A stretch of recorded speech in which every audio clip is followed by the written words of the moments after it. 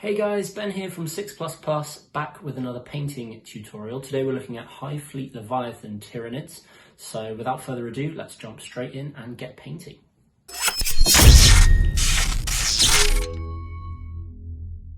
Alright guys, so we've got our big bunch of termagaunts over here.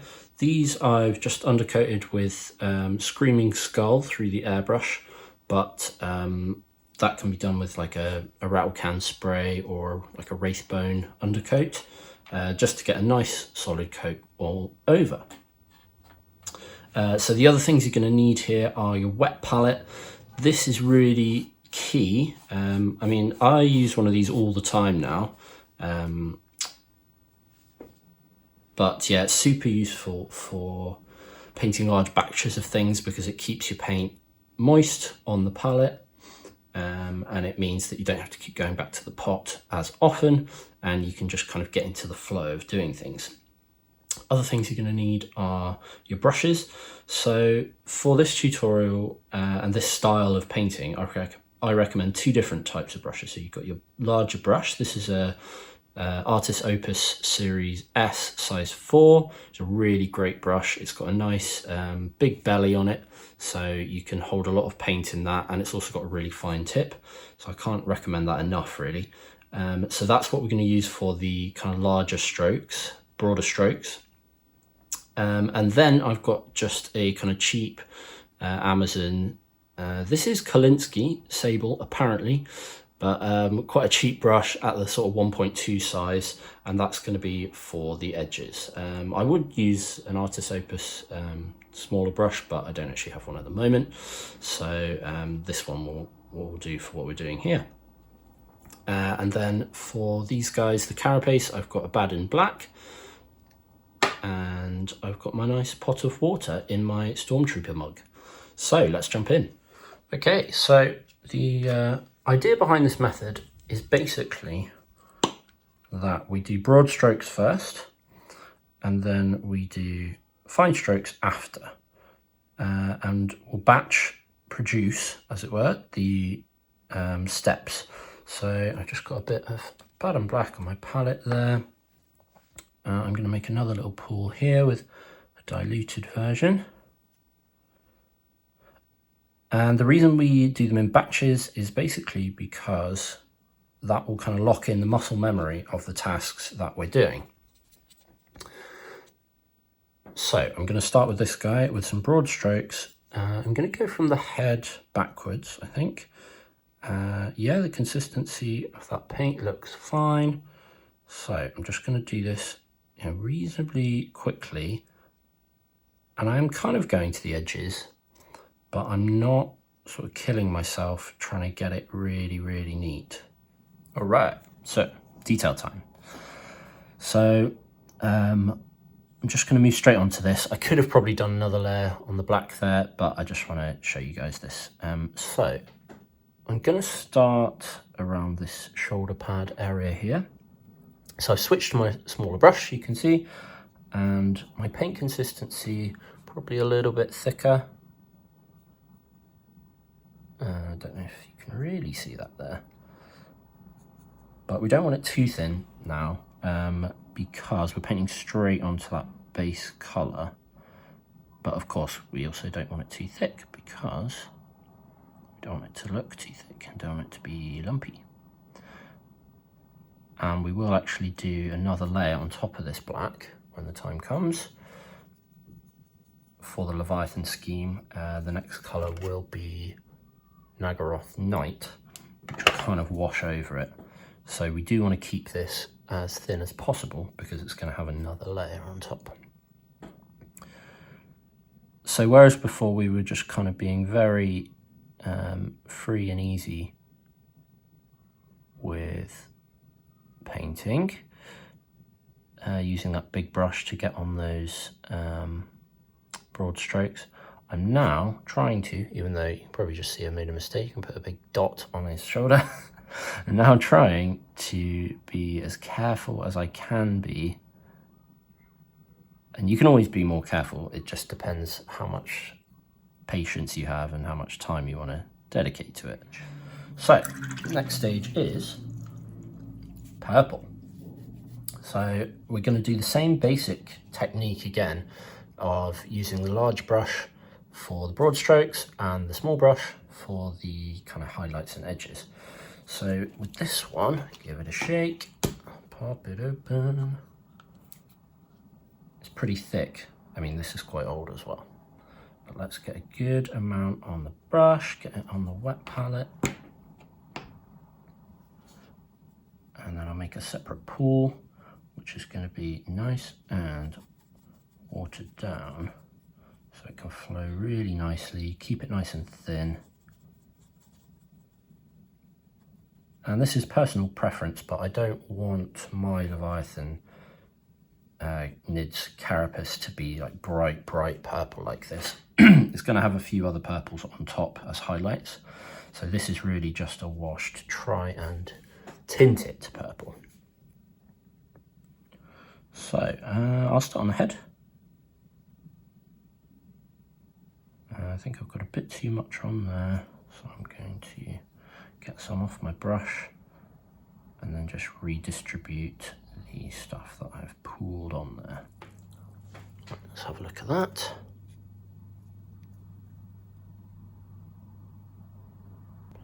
Yes, you can hardly tell that it's got purple on it, but it's sort of tinted it.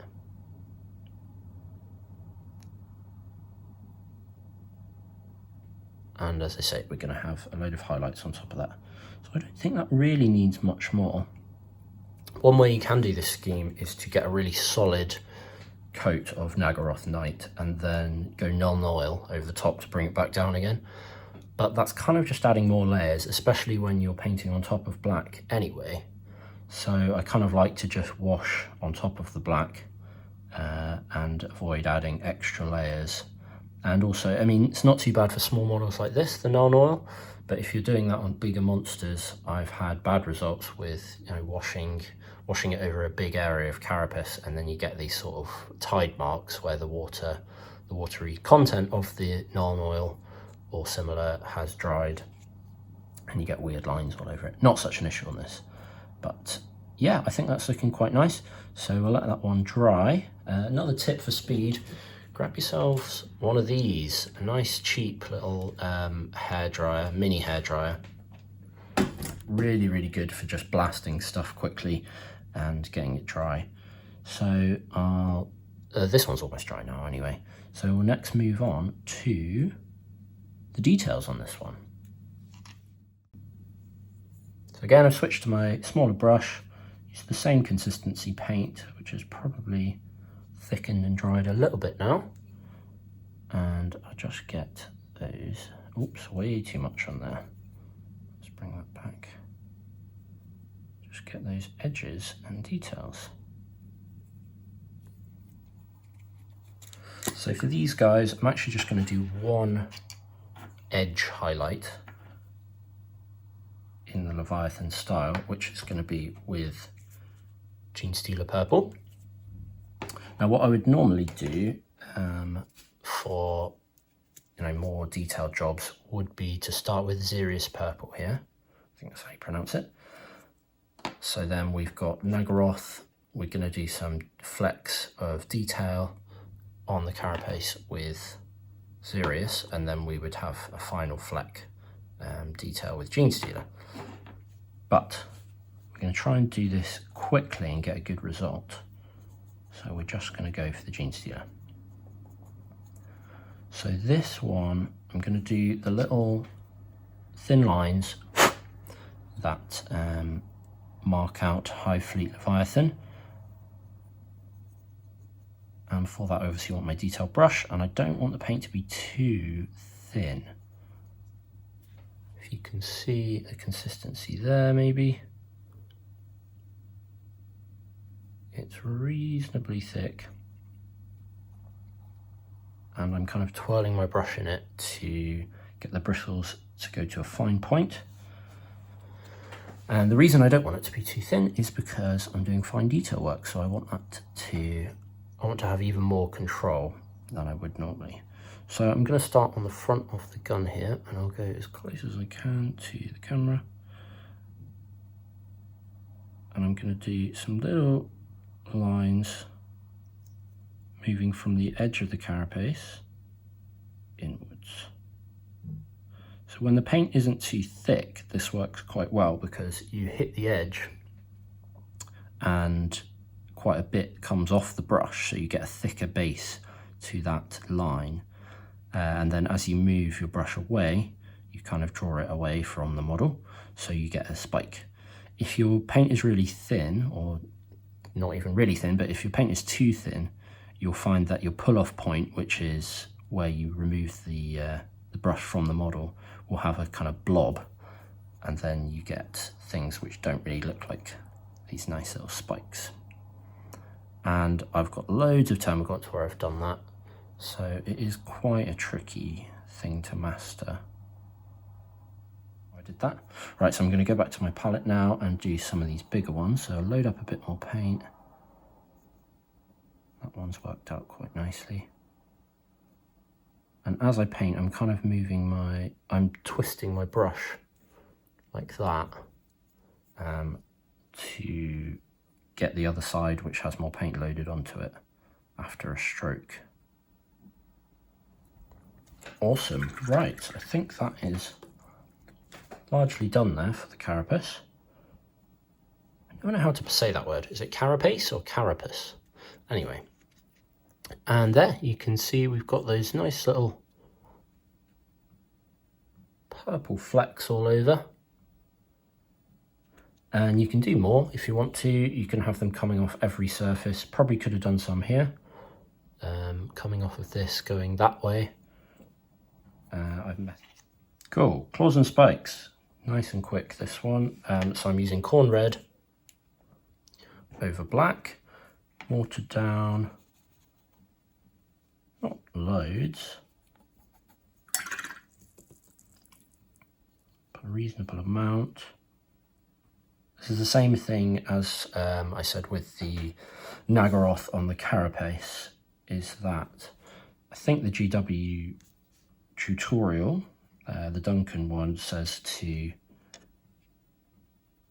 put this on as a solid colour and then wash none all over it, which you can definitely do if you want to.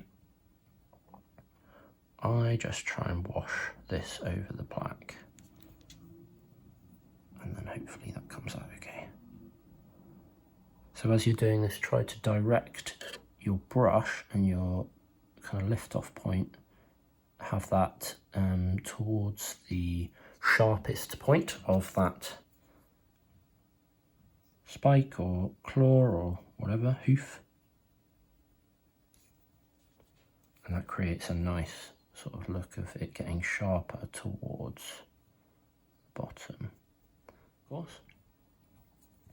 Well, that is pretty much dried already.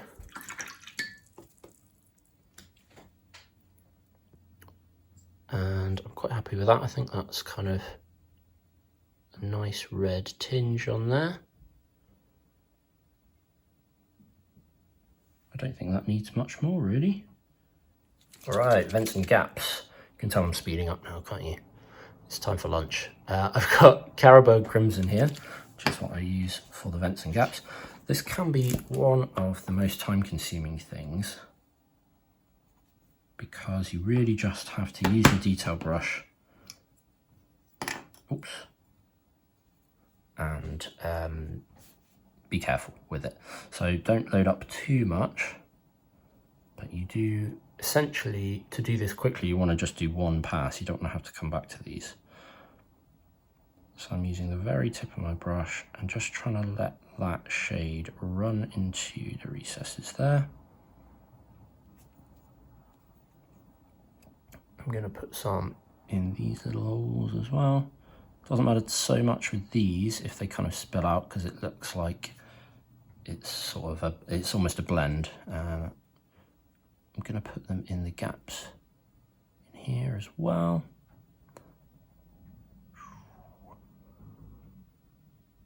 Cool. Yeah, so you can just keep going with this. You could do little bits on the face here if you're feeling really brave, because there is a bit of detail there. Just like that. That white is really bright against my light here. Anyway, you can see that, so it's really coming together now, and you could basically stop there. Although you might want to add a bit of interest to the gun, which I'll do quickly now. So we probably should have done this before actually, because the gun I like to paint with the same colour as the claws, but it's still nice and fluid on my wet palette here, so I can just jump back to it and slap this on. So this is corn red again. And I'm sort of avoiding those finger type, oh sorry, need to actually be on screen. I'm avoiding these sort of finger type bits here, but otherwise being reasonably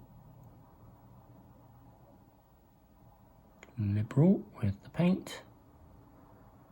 There. Cool, I think that's basically enough for that. Touch it up a little bit in there. Cool, we'll let that dry and come back.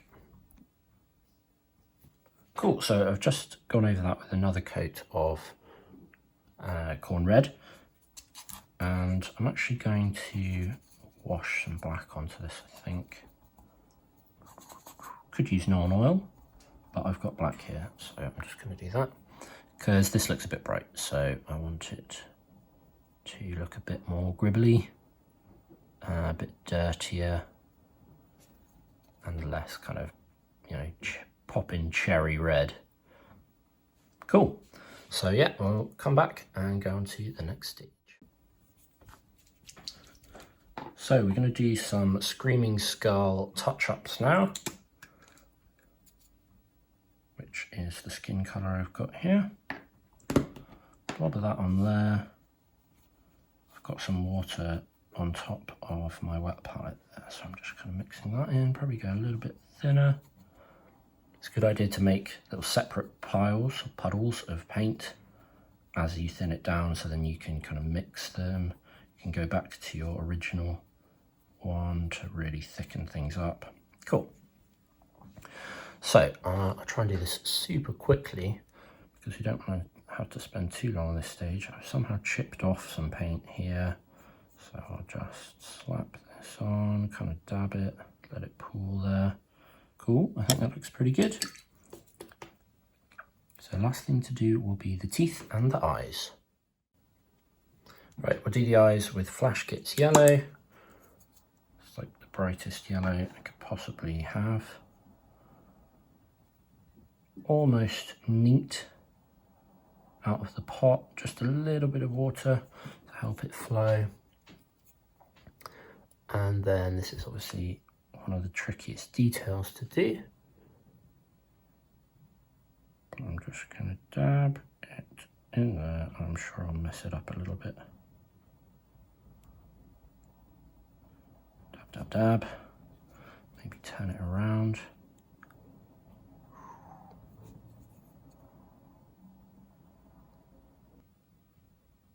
Dab it in there. Got an eye there. Yeah, they're picked up. You can see them. Cool. And then on the gun, it's got this little eye detail. Guns with eyes. It's very Tyranidy. And if you really wanted to do a load of these even quicker,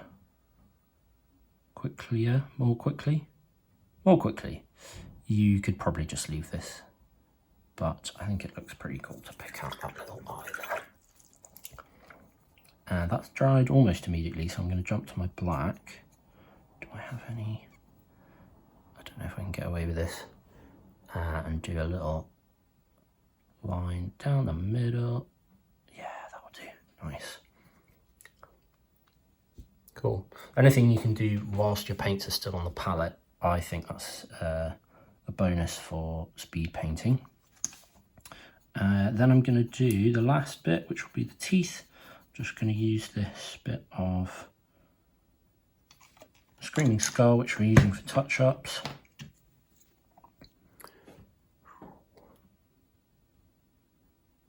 And again, using basically the edge of the brush.